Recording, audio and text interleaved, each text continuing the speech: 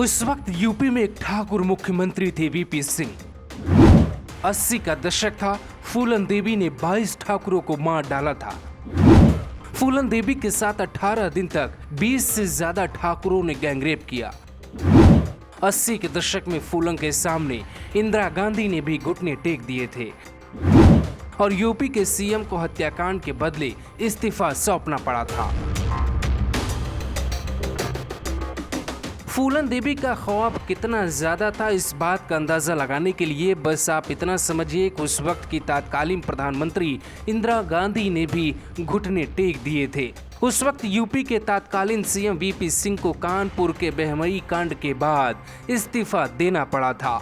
फूलन देवी का डर सरकार को कितना था, इसका अंदाजा आपको इस बात से लग सकता है कि सरकार ने बिना फूलन से पूछे ही उनका यूट्रस यानी बच्चेदानी ऑपरेशन से निकलवा लिया ताकि फूलन की कोख से कोई और फूलन देवी ना पैदा हो।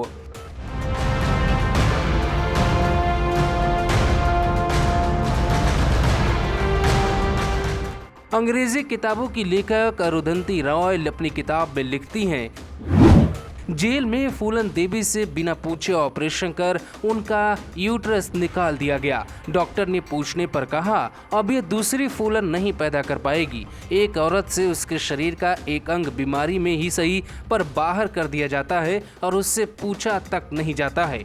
ये समाज की प्रॉब्लम है। फिल्म वेंडिट क्यून के अनुसार अब आप आगे की कहानी सुनिए। ठाकुरों के गैंग ने फूलन देवी को किडनैप कर लिया। ठाकुरों का गैंग फूलन देवी को अपने गांव कानपुर के बहमई ले गया, जहां फूलन देवी को 21 दिनों तक बंधक बना के रखा। बारी बारी से गांव के कई ठाकुरों ने फूलन के साथ बलात्कार किया। हालांकि फूलन देवी ने खुद कभी इस बात का जिक्र नहीं किया। फूलन पे एक फिल्म बनी जिस फिल्म में ये कहानी दिखाई गई। फूलन पे शेखर कपूर ने जो फिल्म बनाई थी उसमें फूलन देवी की राय नहीं ली गई, इसीलिए हम उसकी सत्यता पे जोर नहीं दे सकते। किताबों की लेखिका माला सेन ने फूलन पे किताब लिखी है। उनके मुताबिक फूलन देवी ने हमेशा एक ही बात कही है, मेरे साथ ठाकुरों ने बहुत मजाक किया।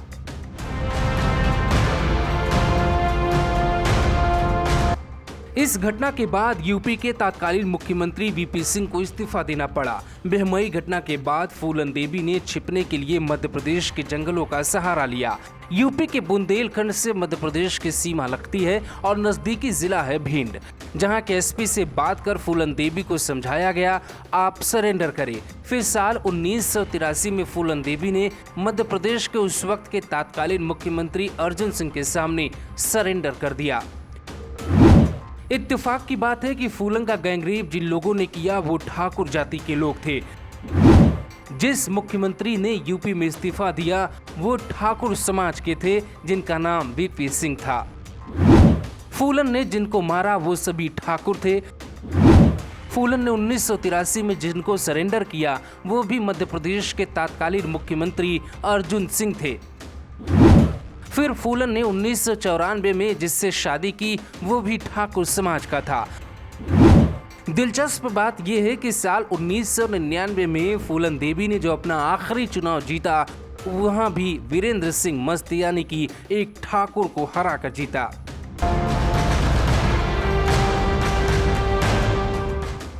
मुलायम सिंह यादव का दिल पिघला और 1993 में उन्हें राजनीति में लाने का फैसला किया। फूलन देवी मिर्जापुर की सांसद बन गई। फिर दूसरी बार चुनाव हारी लेकिन तीसरी बार जीती और वो उनका आखिरी चुनाव बन गया। साल 2001 फूलन देवी की दिल्ली आवाज पर एक व्यक्ति मिलने के लिए आता है। अपना नाम शेर सिंह राणा बताता है, जो खुद को फूलन देवी का फैन बताता है। वो दिन नाग पंचमी का था। फूलन उसे खीर खिला रही थी, लेकिन उन्हें पता नहीं था वो अगले ही पल फूलन देवी को नाग की तरह डसने वाला है। थोड़ी ही देर बाद शेर सिंह राणा ने उस वक्त के तत्कालीन सांसद फूलन देवी को गोली मार दी और एक ऐसी डाकू की कहानी खत्म हो जाती है जिसे समाज ने डाकू बनाया, समाज ने नेता बनाया और समाज ने ही उसकी कहानी खत्म कर दी।